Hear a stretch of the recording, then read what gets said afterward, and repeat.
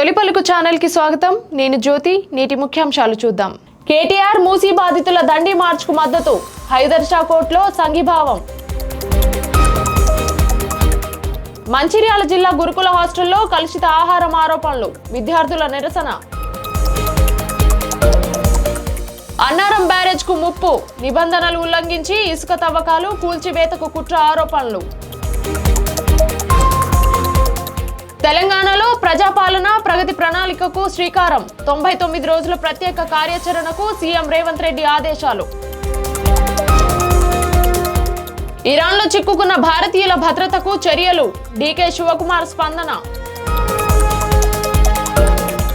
రంగారెడ్డి జిల్లాలో అగ్ని ప్రమాదం. రిషిత ఆటోమొబైల్స్ గోదాంలో 2 కోట్ల నష్టం. పుదుచ్చేరి అభివృద్ధికి డబుల్ ఇంజన్ వేగం. 2007 కోట్ల ప్రాజెక్టులకు నరేంద్ర మోదీ శ్రీకారం. అయాతొల్లా అలీ ఖొమైనీ మృతి. కశ్మీర్లో శాంతియుత నిరసనలు. ఉత్తరప్రదేశ్లో విషాదం. స్కూల్ బస్సు ఫ్లోర్ విరిగి 7 ఏళ్ల బాలిక మృతి. మహారాష్ట్రలో భారీ పేలుడు విషాదం. ఎస్బీఎల్ ఎనర్జీ లిమిటెడ్ ఫ్యాక్టరీ ప్రమాదంలో 17 మంది మృతి. హైదరాబాద్లోని హైదర్ షా కోర్ట్ ప్రాంతంలో మూసీ నది ప్రభావిత బాధితులు చేపట్టిన మూసీ దండి మార్చ్ కార్యక్రమానికి కేటీఆర్ మద్దతు తెలిపారు. బాధితుల సమస్యలను తెలుసుకుంటూ వారి ఆవేదనను విన్నారు. వరదల కారణంగా ఇళ్లను, ఆస్తులను కోల్పోయిన కుటుంబాలకు ప్రభుత్వం తక్షణ సహాయం అందించాలని డిమాండ్ చేశారు. ప్రజల పునరావాసం, పరిహారం విషయంలో న్యాయం చేయాల్సిన బాధ్యత ప్రభుత్వానిదేనని పేర్కొన్నారు. బాధితులతో కలిసి ఐక్యంగా పోరాడతామని హామీ ఇచ్చారు. మంచిర్యాల జిల్లా కేంద్రంలోని సాయికుంట ప్రాంతంలో ఉన్న బీసీ ఇంటిగ్రేటెడ్ బాలుల గురుకుల వసతి గృహంలో విద్యార్థులు ఆందోళనకు దిగారు. హాస్టల్లో అందిస్తున్న భోజనంలో పురుగులు, రాళ్లు పడుతున్నాయని, నీళ్ల పప్పు పెడుతున్నారని వాళ్ళు ఆరోపిస్తున్నారు. అంతేకాకుండా వార్డెన్ తమతోనే వంట పనులు చేయిస్తున్నారని కూడా విద్యార్థులు వాపోయారు. కలుషిత ఆహారం, అపరిశుభ్రత వాతావరణం కారణంగా అనారోగ్య సమస్యలు తలెత్తుతున్నాయని తెలిపారు. సమస్యలను వెంటనే పరిష్కరించాలని, మెరుగైన ఆహారం సౌకర్యాలు కల్పించాలని విద్యార్థులు డిమాండ్ చేస్తున్నారు. అధికారులు విచారణ చేపట్టాలని స్థానికులు కోరుతున్నారు. అన్నారం బ్యారేజ్ భద్రతపై తీవ్ర ఆందోళనలు వ్యక్తమవుతున్నాయి. బ్యారేజ్ కు 500 మీటర్ల అప్ స్ట్రీమ్, డౌన్ స్ట్రీమ్ పరిధిలో ఎలాంటి ఇసుక తవ్వకాలు చేయకూడదనే స్పష్టమైన నిబంధనలు ఉన్నప్పటికీ ఇసుక మాఫియా యథేచ్ఛగా తవ్వకాలు కొనసాగిస్తున్నట్లు ఆరోపణలు వెల్లువెత్తుతున్నాయి. పిల్లర్ల సమీపంలోనే భారీ యంత్రాలతో తవ్వకాలు జరపడం వల్ల బ్యారేజ్ నిర్మాణానికి ప్రమాదం ఏర్పడే అవకాశం ఉందని స్థానికులు చెబుతున్నారు. ఇసుక బుకింగ్ చేసిన లారీలు నేరుగా నదిలోకి దిగుతూ అక్రమ రవాణాలు చేస్తున్నట్లు సమాచారం. అప్ స్ట్రీమ్ వైపు కరీంనగర్ కు చెందిన నేతలు, డౌన్ స్ట్రీమ్ వైపు నల్గొండకు చెందిన నాయకులు తవ్వకాలకు పాల్పడుతున్నారనే ఆరోపణలు వినిపిస్తున్నాయి. అధికారులు వెంటనే చర్యలు తీసుకోవాలని ప్రజలు డిమాండ్ చేస్తున్నారు. రాష్ట్రంలో అమలు చేస్తున్న సంక్షేమ పథకాలు, అభివృద్ధి కార్యక్రమాలను ప్రజలకు మరింత చేరువ చేసేందుకు తెలంగాణ ప్రభుత్వం ప్రజాపాలన ప్రగతి ప్రణాళికను ప్రారంభించనుంది. మార్చి 6 నుంచి జూన్ 12 వరకు 99 రోజుల పాటు ఈ కార్యక్రమాన్ని నిర్వహించాలని ముఖ్యమంత్రి రేవంత్ రెడ్డి అన్ని శాఖల అధికారులను ఆదేశించారు. గ్రామం నుంచి రాష్ట్ర స్థాయి వరకు ఫైళ్ల క్లియరెన్స్, పారిశుద్ధ్య డ్రైవ్, డిజిటల్ గవర్నెన్స్, ఈ ఆఫీస్ విధానాలను ఖచ్చితంగా అమలు చేయాలని సూచించారు. ఇంటి నుంచి ప్రభుత్వ సేవలు అందేలా సాంకేతిక సంస్కరణలు తీసుకురావాలని, సంక్షేమ పథకాలు అర్హులందరికీ చేరాలని స్పష్టం చేశారు. ప్రభుత్వ విద్య, వైద్యం, మౌలిక సదుపాయాల మెరుగుదలతో తెలంగాణను దేశానికి ఆదర్శ రాష్ట్రంగా తీర్చిదిద్దడమే లక్ష్యమని తెలిపారు. ఇరాన్, ఇజ్రాయెల్ మధ్య యుద్ధ మేఘాలు కమ్ముకోవడంతో అక్కడున్న భారతీయులు ప్రాణభయంతో వణికిపోతున్నారు.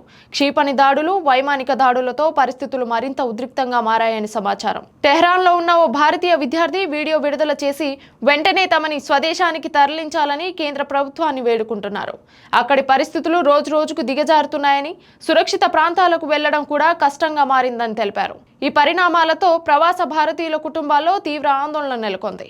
ప్రభుత్వం తక్షణ సహాయక చర్యలు చేపట్టి భారతీయులను సురక్షితంగా తీసుకురావాలని డిమాండ్లు వెల్లువెత్తుతున్నాయి. రంగారెడ్డి జిల్లా చేవెళ్ల శంకర్పల్లి రోడ్డులో ఉన్న రిషిత ఆటోమొబైల్స్ గోదాంలో భారీ అగ్ని ప్రమాదం చోటు చేసుకుంది. షార్ట్ సర్క్యూట్ కారణంగా మంటలు చెలరేగి గోదాంలో నిల్వ చేసిన హీరో హోండా స్పేర్ పార్ట్స్ పూర్తిగా కాలి బూడిదయ్యాయి. మంటలు వేగంగా వ్యాపించడంతో సుమారు 2 కోట్ల ఆస్తి నష్టం జరిగినట్లు అంచనా వేస్తున్నారు.